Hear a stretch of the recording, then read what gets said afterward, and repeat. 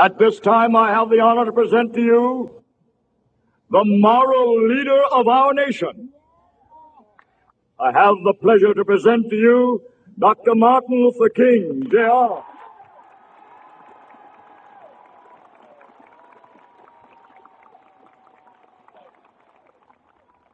I am happy to join with you today in what will go down in history as the greatest demonstration for freedom in the history of our nation.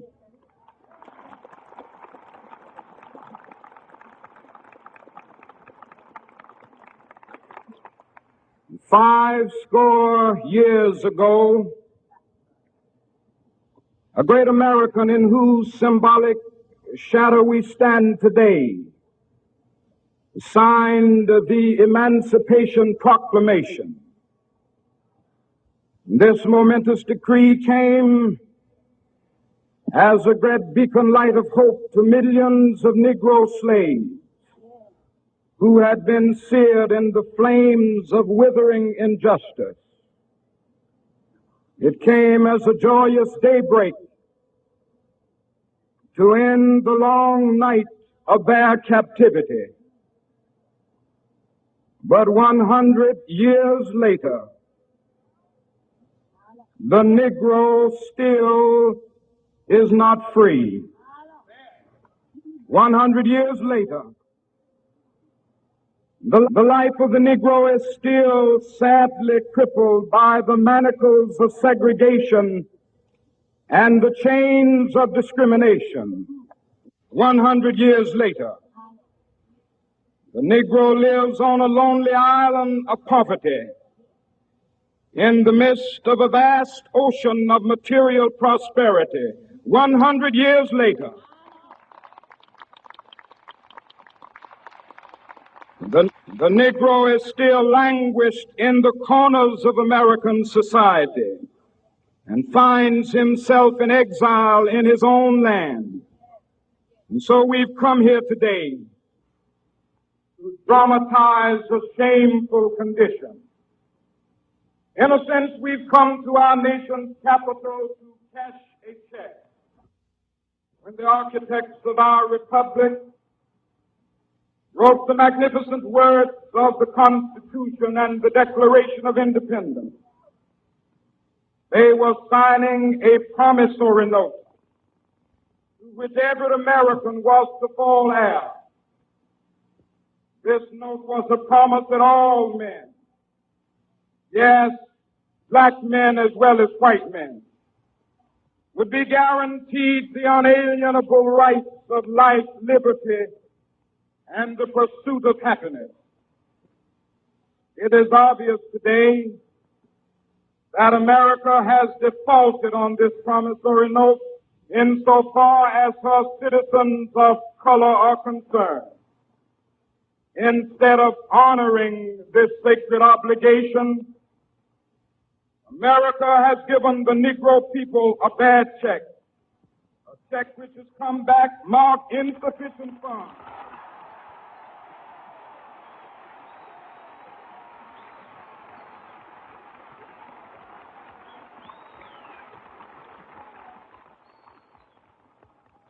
But we refuse to believe that the Bank of Justice is bankrupt.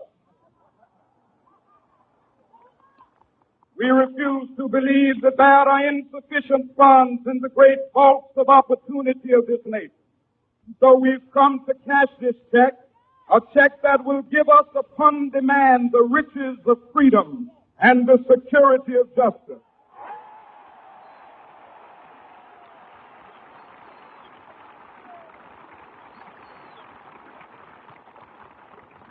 We have also come to this hallowed spot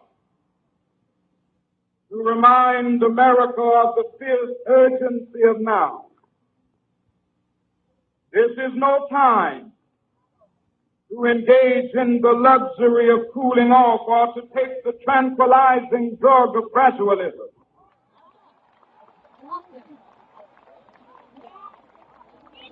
Now is the time to make real the promises of democracy. Now is the time to rise from the dark and desolate valley of segregation to the sunlit path of racial justice. Now is the time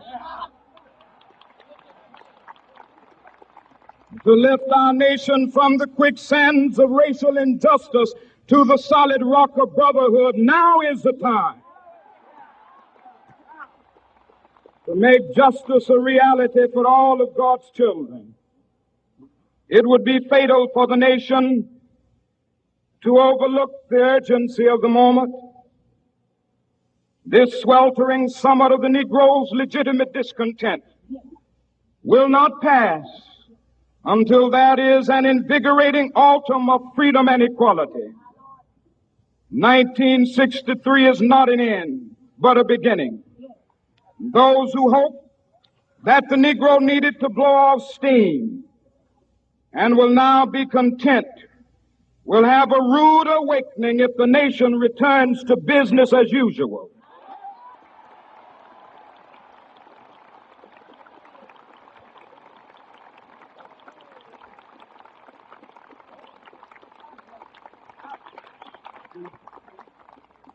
There will be neither rest nor tranquility in America until the Negro is granted his citizenship rights. The whirlwinds of revolt will continue to shake the foundations of our nation until the bright day of justice emerges.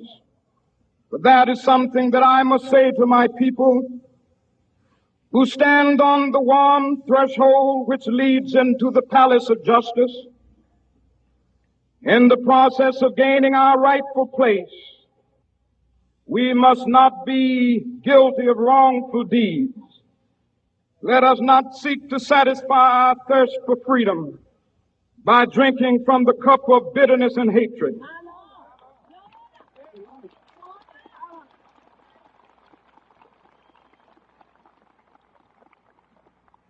We must forever conduct our struggle on the high plane of dignity and discipline. We must not allow our creative protests to degenerate into physical violence. Again and again, we must rise to the majestic heights of meeting physical force with soul force. The marvelous new militancy which has engulfed the Negro community must not lead us to a distrust of all white people. For many of our white brothers, as evidenced by their presence here today, have come to realize that their destiny is tied up with our destiny.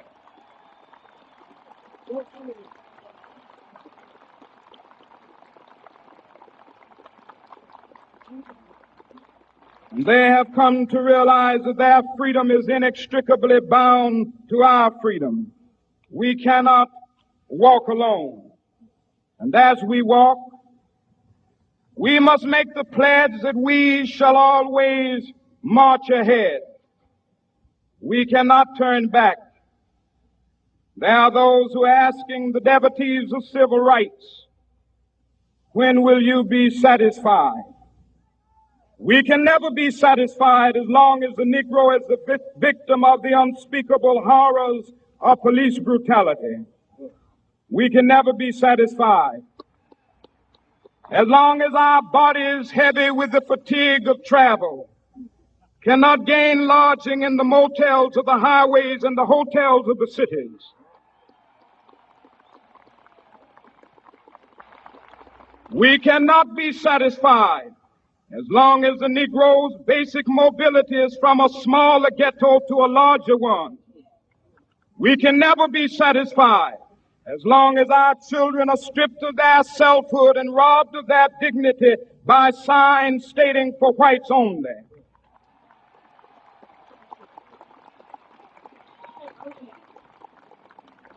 We cannot be satisfied as long as a Negro in Mississippi cannot vote and a Negro in New York believes he has nothing for which to vote.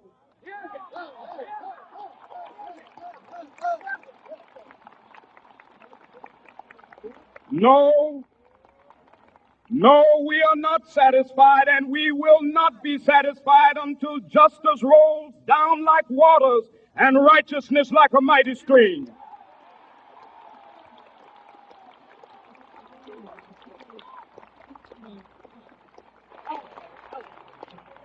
I am not unmindful that some of you have come here out of great trials and tribulations.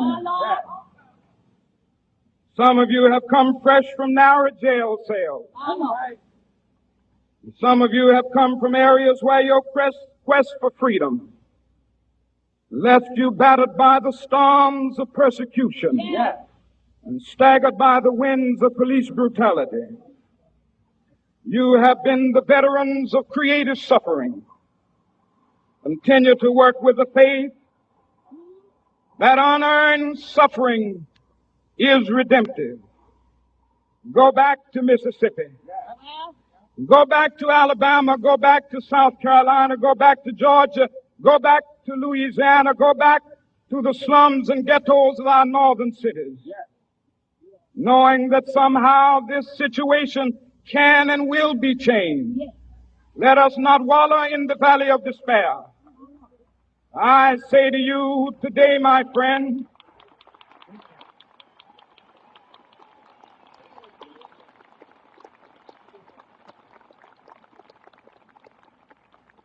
so even though we face the difficulties of today and tomorrow, I still have a dream. It is a dream deeply rooted in the American dream. I have a dream that one day this nation will rise up and live out the true meaning of its creed. We hold these truths to be self-evident, that all men are created equal.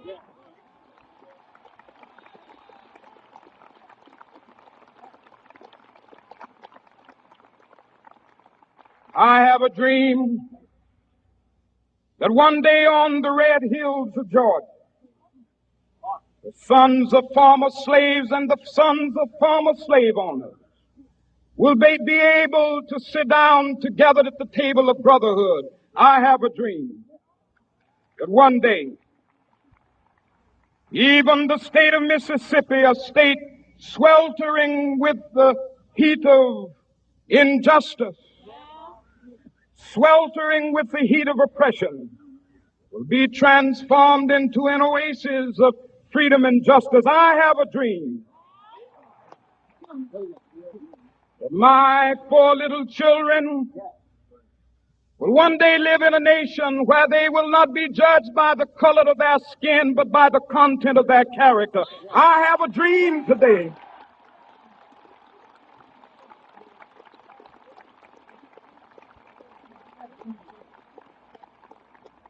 I have a dream that one day down in Alabama, with its vicious racists, with its governor having his lips dripping with the words of interposition and nullification, one day right there in Alabama, little black boys and black girls will be able to join hands with little white boys and white girls as sisters and brothers. I have a dream today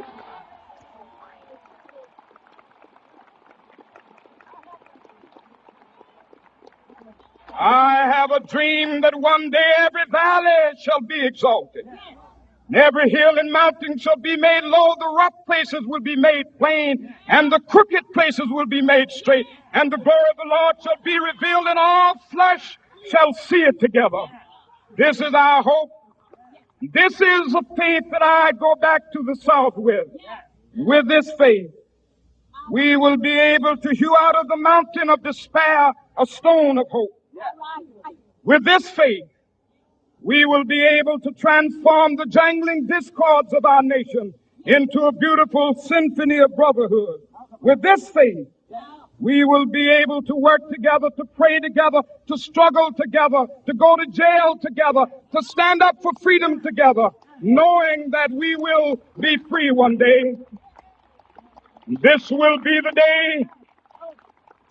This will be the day when all of God's children will be able to sing with new meaning, my country, tears of thee. Sweet land of liberty, of thee I sing. Land where my fathers died, land of the pilgrim's pride. From every mountainside, Let freedom ring. And if America is to be a great nation, this must become true. And so let freedom ring from the prodigious hilltops of New Hampshire. Let freedom ring from the mighty mountains of New York.